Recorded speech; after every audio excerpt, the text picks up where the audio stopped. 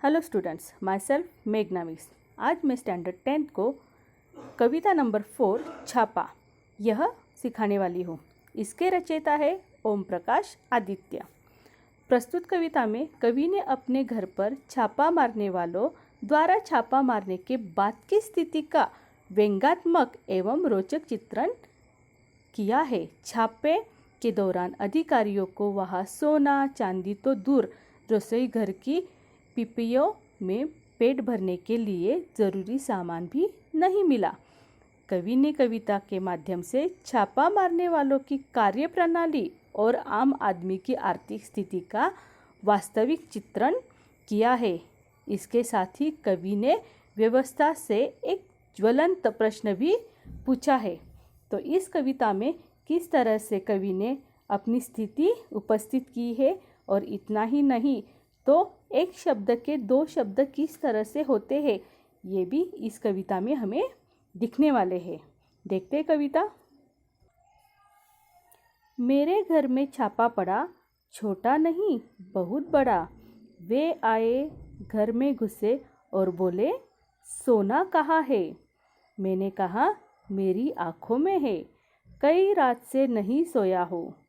वे रोश में आकर बोले, स्वर्ण दो स्वर्ण। मैंने जोश में आकर कहा, स्वर्ण मैंने अपने काव्य में बिखरे हैं, उन्हें कैसे दे दूं? अभी इसमें जो आयकर विभाग के जो लोग आए थे, मीन्स इनकम टैक्स अधिकारी, उनको ऐसे मालूम पड़ा था कि कवि के घर में बहुत सारा सोना है। अभी सोने के दो अर्थ होते, सोना यानी सुवर्ण मीन्स गोल्ड, और सोना यानी नींद। ओके, तो उस पे कवि बोलते हैं, जब आयकर अधिकारी बोलते हैं कि सोना कहाँ है, तो कवि बोलते हैं, मैंने कहा मेरी आँखों में है। क्या बोलते हैं वो? मेरी आँखों में है, और कितने दिन हो गए मैं सोया नहीं हूँ। वे रोश में आकर बोलते हैं, स्वर्ण, स्वर्ण यानी सोना।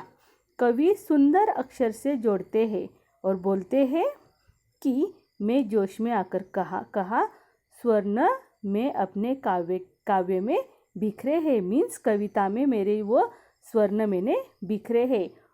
जो आयकर विभाग के अधिकारी होते वो बहुत रुष्ट हो जाते, यानी बहुत क्रोधित हो जाते हैं।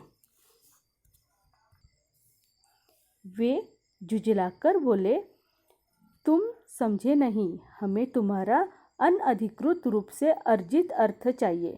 मीन्स उन्होंने झुंझलाकर बोलना यानी चिढ़कर बोलना, वो बहुत चिढ़ गए थे। कौन? जो आयकर विभाग के लोग थे। और वो बोले कि तुमने जो धन छिपा के रखा है तुम्हारे घर में, वो हमें चाहिए।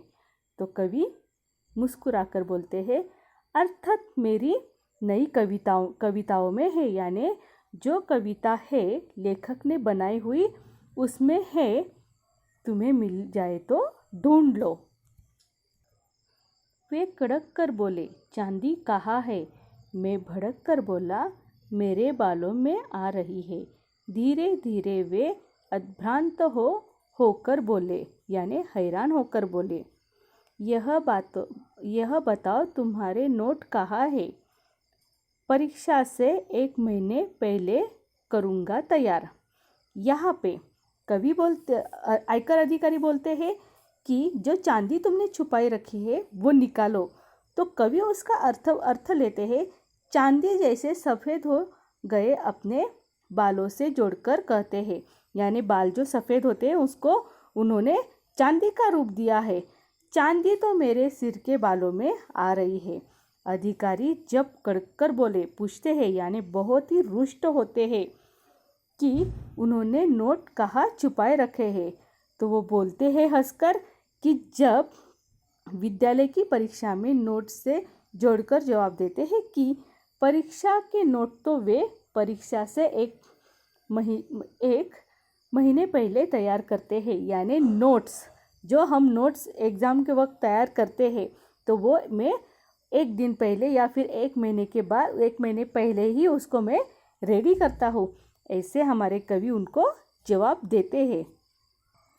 वे गरजकर बोले, यानी चिढ़कर बोले, हमारा मतलब आपकी मुद्रा से है। मुद्रा से यहाँ पे आयकर विभाग के अधिकारियों का मतलब मुद्रा यानी कॉइन्स यानी सिक्के। और कवि बोलते हैं मैं लरच कर बोला यानी काँप कर बोला, मुद्राएं आप मेरे मुख पर देख लीजिए। आयकर विभाग यानी इनकम टैक्स अधिकारियों का मानना था कि आपके कॉइन्स आपने कहाँ पे छुपा के रखा है। कवि इसका अर्थ मुख मुद्रा से जोड़ते हैं। जवाब दिया, मुद्राएं तो आप मेरे मुख पर देख ले। अधिकारी यह उत्तर सुनकर कुछ सोचने लगे। वो अभी क्या हो गए थे, थोड़े चिंतित हो गए थे। वे खड़े होकर कुछ सोचने लगे। फिर शयन कक्ष में घुस गए। शयन कक्ष यानी बेडरूम। और फटे हुए तकिए की रुई नोचकर लगे यानी कापूस जो बोलते हैं वो निकालने लगे। उन्होंने टूटी अलमारी को खोला। टूटी अलमारी, अलमारी मीन्स कपाट यानी कबर्ड। रसोई की खाली पीपियों को टटोला यानी पीपिया यानी इसको हम पिंप बोलते हैं मराठी में। ये सब उन्होंने क्या किया, हर एक इसमें यानी वो बेडरूम में गए। बेडरूम में जाने के बाद उन्होंने जो तकिए थे, गादी तकिया, उसके जो रुई थी, वो कापूस जो था वो निकाला। फिर उसके बाद वो अलमारी की तरफ गए, वहाँ के फटे हुए कपड़े वगैरह जो थे वो निकाले। किचन में गए, रसोई घर में गए और वहाँ के जो डिब्बे वगैरह जो भी थे उन्होंने क्या किया, वो सब निकाला। बच्चों की गुल्लर तक देख डाली। गुल्लर मीन्स क्या, इसको हम क्या बोलते हैं, गल्ला बोलते हैं या फिर मिट्टी का बर्तन जिसमें छोटे बच्चे या फिर हम भी पैसे रखते हैं। पर सब में मिला एक ही तत्व, खाली यानी क्या मिला, खाली। सब जगह पे उनको बिल्कुल भी पैसे कुछ भी नहीं मिले थे। कनस्तरों को मटकों को ढूंढा, सब में मिला शून्य ब्रह्मांड यानी कुछ भी नहीं मिला, रिक्त संसार मिला। कनस्तर यानी पिंप यानी वो खाली बर्तन जो रहता है स्टील का जिसमें पानी भरते हैं वो। देख कर मेरे घर में ऐसा अरण्यकांड यानी सब जो था वहाँ पे सब खाली खाली था। उनका खिला हुआ चेहरा मुरझा गया। किसका, कवि का खिला नहीं, आयकर विभाग का जो चेहरा था वो क्या हो गया, मुरझा गया।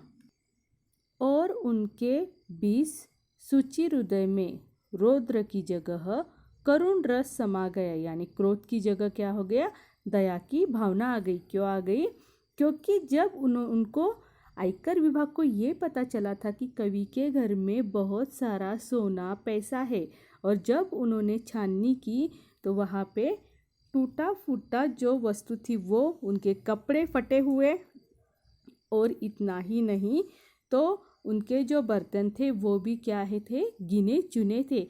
ये सब देख के आयकर विभाग के जो अधिकारी थे वो जो रुद्र रूप धारण किए हुए थे, अभी उनके चेहरे पे क्या हो गया, करुणा की भावना दिखने लगी। वे बोले, क्षमा कीजिए, हमें किसी ने गलत सूचना दे दी। अपनी असफलता पर वे मन ही मन पछताने लगे। सिर झुकाकर वापिस जाने लगी। मैंने उन्हें रोककर कहा, ठहरिए। वो कवि से क्षमा मांगने लगे थे, सिर झुकाकर वापस जाने की तैयारी में थे। तभी कवि ने उन्हें ठहराया। सिर मत झुनिए, मेरी एक बात सुनिए। सिर मत झुनिए, मेरी एक बात सुनिए। मेरे घर में अधिक धन होता तो आप ले जाते। अब जब मेरे घर में बिल्कुल धन नहीं है तो आप मुझे कुछ देकर क्यों नहीं जाते। जिनके घर में सोना चांदी के पलंग और सोफे हैं उन्हें आप